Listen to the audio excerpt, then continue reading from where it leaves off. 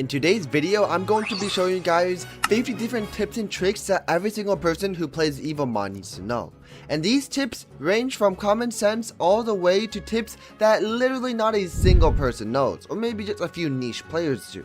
So make sure to watch this video all the way to the end, and if you guys didn't know any of these tips, let me know in the comments down below. And as always, subscribe. I'm literally at 99,000, almost 100,000 subscribers. So yeah, go ahead and subscribe if you haven't already, and let's just get straight into it. So the first tip that I have for you guys is to immediately get out of World 1. And what I mean from this is that this is World 1, this is World 2, so on and so forth. Immediately go to one of the later worlds and party up with someone much better than you. Because a lot of players in this game are actually really nice. And if you head to the party button at the top left here, you'll see that right now there's nobody online right now. Because I am in a private server, but you can press this icon and invite players. Maybe go and chat and be like, can someone please carry me? Because there are a lot of very nice players. And what I heavily recommend are a couple of different Evomon that you definitely do need to get in your game. So the first one is actually going to be Lava Rock, which is in World 3, and most of you guys probably are able to get this without any help. But it is going to be these guys, and they are 4 times weak to water, so do bring any kind of water Evomon, and you can easily defeat these guys. But aside from that, there are a couple of much harder ones to get. For example, one in Raven Ridge that I highly recommend you guys also get. Now, the one in Raven Ridge, it actually is going to be Volcrest here, but you don't need to defeat the entire boss to get it, because that's just way too difficult for someone to do, especially if you are trying to get someone else to help you, because not every person that helps you is going to be a god at the game. So instead, head up this secret pathway up here. We're going to head up this mountain, and although it seems like there's only a couple of chests up here, there's nothing really of importance. If you head all the way up here and cross these vines, you'll see that at the very top here, look, there's actually going to be bluebirds. And bluebirds are going to be the exact kind of Evomon that evolves into Volcrest. As you can see, we have a bluebird over here, and I can even head into my index, and let me just scroll down until I see, okay, no, I think I skipped by it. No, yeah, Bluebird evolves into Volcrest, as you can see. And Volcrest is an amazing Evomon. I mean, it's electric type, which is like, you know, weak to ground type. I mean, flying just immune to ground type, or like resistant to ground. So the electric flying type is just so good as well. You definitely want to get yourself a Volcrest. And another massive tip is to also get yourself the, we do have to go to Mirkwood for this one, but it is going to be the best grass type in the entire game, and arguably the best Evomon in the entire game. And this one is going to be Terragon, which over here you can get, there's a couple of, you know, Terras that evolve into Terragon and actual Terragons themselves. Definitely do get yourself one as well. You know, try to ask players. And also, this guy is 4 times weak to ice. So if you have any kind of ice type, then you're going to easily defeat these guys. But even then, they are still a little bit harder to defeat. My next tip for you guys is going to be all about these suits. The suits you will unlock at around World 3-ish, so not that far in the game, it still is pretty much early game. But I just want to say that even though while there are a couple of, you know, Eternals and Mystics that might seem like must-haves to actually complete the game, these suits, they only provide a very menial buff. For example, the best one in Legendary is probably the Guardian, which is, if we take a look here, 11% less damage taken from bosses.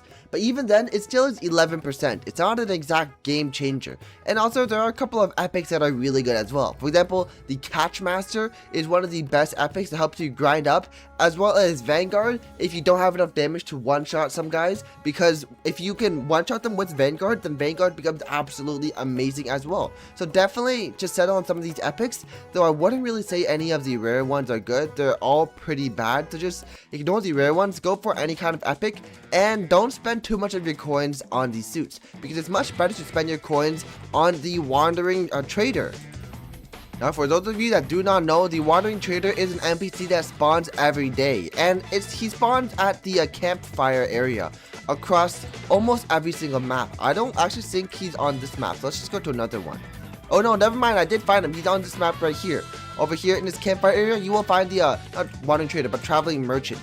And he doesn't show up at like this location every single time. He might show up at the campfire and other locations as well, so just do keep an eye out. He respawns or he restocks every single day, so definitely do go ahead and spend all your coins on that. And you can even get yourself the King's Ball for 60,000 if the price has not changed, which is going to be the best ball in the game, the King's Ball right here, because I guarantee that your Evomon will have a triple S tier talent. And the next tip that I have is to do your dailies. Do every single one of your dailies, because that is going to be the most efficient way to get resources and to get experience. So for example, the most common dailies are going to be your daily logins. I mean, these are already really easy to do, and if you complete all of them for a week, you can get yourself another free King's Ball as well, which is just absolutely insane. And your dailies are going to be your best source of player XP. But not only are there dailies from here, there are other dailies as well. For example, let's go to the main city. Now, once you have arrived in the main city, there are a couple of other dailies that you want. For example, from the daily challenge, there are some really good dailies here, being the equipment daily and the EXP daily. Now, you probably have access to the EXP daily because this is one that most people have access to. So definitely go ahead and do it, because you have 2 free attempts every single day, and the tickets do not roll over to the next day. Meaning that if you skip a day, it is permanently wasted EXP and permanently wasted fruits for your Evomons. So definitely go ahead and do the EXP challenge every single day. My other big tip for you guys is that if you are stuck on specific thresholds, for example, I know level 28 to level 29 is one major stuck point, and also level 35 to level 39 is also a part where you guys do find yourself stuck in EXP there.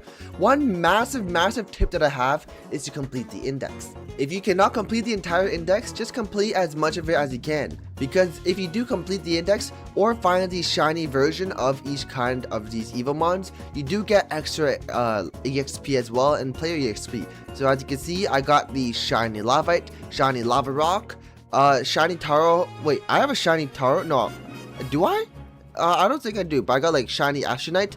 Anyhow, if you go ahead and you unlock all of these, or if you've seen all of these, then you do get yourself a whole lot of EXP, which is basically the only way to get out of the stuck level 28, 29, and stuck level 35 to 39 threshold in your player EXP. My next tip that I have for you guys is to not skip over any kind of NPCs. You'll likely be doing the NPCs to complete your quest anyways, but you could also do NPCs at a higher level. Even though they might be a little bit harder than what your current quest tells you to, it is still a really good source of player EXP by defeating them for the first time. So if you are, for example, stuck at like the previous thresholds that I talked about, and also for example, I have not fought Evelyn yet, right? You can defeat her and she'll give you a couple of rewards as well, which is going to be really nice, and also going to prep it so that when you do get to that quest, you're going to automatically get the player EXP from her anyways. My next tip, which is one thing that I see a lot of players waste, is going to be their EXP stones. Or specifically, they don't know who to evolve, and so they waste all of their stones. Your EXP stones, or no, your evolution stones, being these guys here, the evolution stone, and the omni stone, as well as different element stones of different types. Definitely do not waste these whatsoever. For example, we have a lot of Evomons here, and you might be tempted to just evolve your favorite ones, such as evolving your Blaze Pup that you get started with, or maybe evolving your fan favorite, such as a shiny Sparkit, I don't know. But definitely do not use your evolution stones on anybody that you like. Now, unless you do want to just play for fun and you don't actually want to be good at the game, then of course ignore this piece of advice, but I highly recommend you guys go ahead and watch my previous videos as to what the best Evomons are in the game, and use that video accordingly to figure out who you actually want to evolve, because spending your evolution stones on the wrong guys can be very costly. I mean, this guy costs 10 evolution stones, which is not that expensive, but for example, if I have Bluebird here and I want to evolve it, it costs 30. And that is quite an expensive decision to make. Now, obviously, Bluebird is really good to evolve, as Volcrest is one of the best Evomons in the entire game. So definitely do evolve this bird if you do have it. But in general, you do need to watch out as to who you evolve. And these evolution stones are really hard to obtain, but not as hard to obtain as these element stones, which you can get infinite of. Main way to get infinite of these evolution stones, element stones, which is also my next point here, is to go to the region of the respective type. For example, if I need a lot of like ice types, then I head over to this guy, the Frostier King, and I battle him a couple of times, and if I do that, then he will give me some of his stones. Or if I want maybe some fire type stones, then I head over to Lava Crag and I can get some fire type stones that way. Or I can go to the Summon Ruins to do everything super quickly, which also brings me on to my next tip, being that in here you can get any kind of stone you want. And you might be thinking, hold up, there's more than just 6 elements in the game. Well, that is because the other elements are going to be in Summon Ruins 2 and Summon Ruins 3. So do that accordingly. But another big tip that I have for you guys is that let's say you want a couple of firestones, and firestones, they can't be obtained from number 1. Do not go to number 2 to do them, because even though if you do go to number 2, you might be thinking that you get more rewards. In general, you also do spend more tickets. I know Summoning Zone number 2 uses twice the amount of tickets as Summoning Zone number 1. So go to the lowest level that you can for any kind of stone that you want, unless you don't have a stone here. For example, a poison stone, you'd have to go to number 2 or number 3 to get it. You cannot get it number 1, but use these tickets accordingly, because these tickets are also quite rare, and if you take a look at the shop, they are pretty expensive to get. Definitely not cheap. And talking about these stones, another good way to get it is from the traveling merchant that I did mention before, but over here you can actually get it, and we do see a first-hand glance of what is actually happening here. So what I heavily recommend you guys buy is definitely any kind of EXP foods at any stage of the game. Unless you guys are at late game, you guys have like level 120, 150 Evomons, then in that case don't buy it. The evolution stones I recommend even if you guys are late game, because you guys will definitely need a lot of evolution stones to evolve your future Evomons that will be releasing in the game. Or actually no, you can still buy the EXP ones to level up your future Evomons.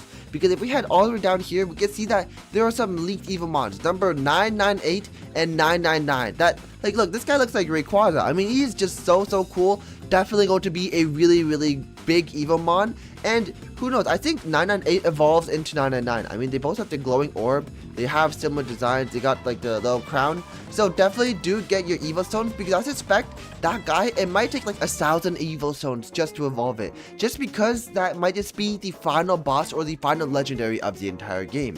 And you could buy yourself a couple of element stones here. They are really cheap to get from the traveling merchant. So definitely buy any kind of element stone that do come in stock. Never buy advanced balls. These are absolutely useless. The only balls you are going to need are the basic ones that are free, as well as your King's Ball and Prismatic Ball. Now Prismatic Ball is the exact same as King's Ball, except it does have the sparkle appearance, which is actually just a prismatic appearance, not actually the sparkle trait. So do keep that in mind. They are different, or it's a shiny trait, but they are different, very different. So do keep that in mind. And basically they don't really have a difference. The King's Ball, it's just the same thing as the prismatic. It's just that the prismatic gives a little bit of an appearance change. So it's like the shiny version in Pokemon, where that it doesn't give any like stat differences. It's only purely cosmetic. We can also head over to the exchange merchant here and take a look at what is to be exchanged. So what I recommend you guys buy over here is, I'd say that the Omni Stone has more value than the Evolution Stone here. That's definitely a big positive, because the Omni Stone is very versatile. It can be used for anything, and also in general it's just more expensive than the Evolution Stone. Aside from that, the Nature Reroll Potions and the Talent Vector Potions are also here, but I wouldn't say that they're the cheapest, because if we take a look at the shop here, I mean, you can buy like 100 of these for, how much is that? 17 Robux each for 100 of these. And I'm pretty sure 17 Robux is definitely spent better on some of these evolution stones than on the reroll potions. So you could buy these potions if you do want, but I just recommend you guys buy a couple of these stones as well. Or if you guys are bowling, like you guys have a lot of money, right? You guys are just balling on money, then definitely just buy anything that you want. But I'd say prioritize the Omni Stones. I'm just gonna buy a couple of these. I don't really need them right now, so just for the sake of the video, there we go, I bought 10 of these Omni Stones. Now my next tip that I have for you guys is going to be inside of the Evomon's character selection screen. And you might be thinking that, is there actually a difference between shiny and like non-shiny, and what does prismatic do? Like, what do they all mean, right? Because shiny says a mysterious mutation that changes the Evomon's appearance to change in strange ways. But does these strange ways also include the fact that its stats increase? Well, that's actually true. The stats do increase based off of shiny and non-shiny. And it's very easy to tell because we can actually head over to our index here and take a look at the different stats. So Lava Rock, we could see, actually I don't have regular Lava Rock because I only have the shiny version. But let's take a look at Lavite. Lavite is 365. But if we take a look at shiny, it's 374. And just take a look, its stats, it might seem like very, very tiny, not much of a change. But take a look. 44 speed compared to 48 speed. What this means is that the shiny Lavite will always go before the regular Lavite. And going first is a massive advantage, as if you do go first, then you can strike first, you can probably kill the opponent, and they can do more damage in general because you're just faster. Except for the fact that on Lavite specifically, it might be better to go slow because of the counter ability, which makes it so that you want to go as slow as possible. But then again, I mean, if your opponent also uses counter and they are slower than you, you just do 0 damage to each other, so it doesn't really matter. So in general, speed is pretty good. That is why you guys do definitely need to prioritize the shiny version, as the shiny versions will almost always outspeed the non-shiny versions. But what about Prismatic? What does that do? I mean, I have a Prismatic Archepex. Did that really do anything? Well, no. The prismatics, there are different kind of prismatics. As you can see here, I do have the star pattern, and I've got the purple type, well, purple color prismatic. And these prismatics, they are purely cosmetic, but one thing that I do have to say is that certain prismatics are worth a lot more than others. Because if we take a look at the prismatic colors, you might be thinking that what kind of prismatic colors are the best? What kinds are the rarest? Well, the rarest ones are actually the ones that are going to be pure white and pure black. Unfortunately, I do not have any of those that are pure white, pure black. I got a couple of blues, got a couple of, lighter blues, got a couple of teals, maybe some greens and purple as well. Even got a yellow, but none of them are pure white or pure black. Those are the rarest prismatics. So if you do have a pure white or pure black and shiny and triple S on an Evomon, definitely do hold on to it, as those Evomons are going to be worth a whole lot when trading does inevitably come into the game. My next tip for you guys is going to be, what are these talents? Like, what does it mean, and how do you actually use them to your fullest effect? So these talents, they will randomly buff 3 different stats. You can reroll them to choose what kind of stats you want to buff, and certain stats will be better on certain Evomons compared to others. For example, Tarragon definitely needs a lot of defense and a lot of HP, as you need enough buffer room to stack your seed bombs. And therefore, the best talents would be ones that buff your 2 defenses and HP stat. Unfortunately for me, I only have 2 out of 3, not 3 out of 3, and getting 3 out of 3 is notoriously difficult, so I'm just going to settle on 2 out of 3, and also for your nature as well. This nature, it decreases your speed but buffs your HP. Again, on Tarragon, because it's so tanky, you do need things that buff your defenses and HP. But on Lava Rock, I actually don't recommend too much defense. Now, depending on the kind of build you are going for Lava Rock, like for example, you could go for a Fatal Rebound / counter Lava Rock, where you're just taking damage and producing it back, or you could go for a Lava Rock where you're actually doing damage yourself with stuff like Stone Edge. But what I do recommend for Lava Rock is that you don't want to spec as much into defense. Now right now I do have quite a bit of defense, I will change that, but that is because if you do have more defense, that means that you're taking less damage. And if you're taking less damage, that means that you can't use Fatal Rebound for as much damage as you do, because Fatal Rebound counterattacks for a multiplier of the damage received. That is why you need to receive as much damage as possible, but you also need a lot of buffer room to take that damage. So on Lava Rock, you need as low defense as possible, but as high HP stat as you can. And these are the 2 different types of like stat spreads you do want. And the last one is going to be the carry type. For example, Archepex, or for example, Frostier as well. On these types of guys, I don't have them optimized right now, but what you do need is a whole lot of attack or special attack, whatever your character uses. I'm pretty sure Archepex uses regular attack, but a lot of attack and a lot of speed and nothing else. Because these guys, they want to go first, they just want to one-shot things, they want to hit hard, and that is their only goal. Now my next tip for you guys is going to actually involve the King of Flying, which is notoriously one of the hardest bosses to defeat in the entire game. Because King of Flying, also known as Thunder Crane here, is going to be a level 100 boss, which simply doesn't make sense, because if you take a look, it's in the level 75 region, and even Raven Ridge, the level after it, has a boss that's level 90. So this one just makes no sense. Why is it so notoriously difficult?